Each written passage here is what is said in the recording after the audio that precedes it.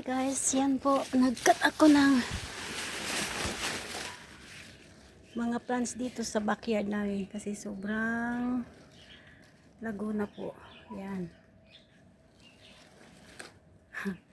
Yan banana na yan.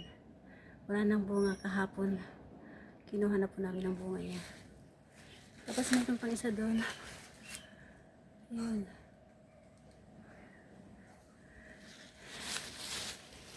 Sobrang kalat na ng backyard. Yan ang mga tanim ko dito sa backyard. Kailangang linisin. O yan guys. At sa wakas, may bunga na rin ang aking sour soup.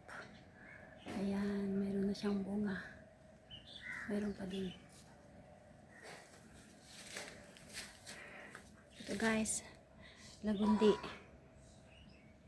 Galing Pilipinas pa yan. Dinala ko dito. Tinanim ko. Ayan, malago na siya. Kailangan na talagang mag-ano dito, maglinis sa backyard. Daming akong mga tanim. Malalago na. Ito, mulberry. Yan, ano ko lang, puputol ko lang siya. Tsaka ito ang mga naputol ko na mulberry. Ito. Yan, yung dahon yan, kukunin ko at ilalaga at iinumin. Masustansya ko yan. Okay, thank you guys. See you po for the next vlog. Bye-bye.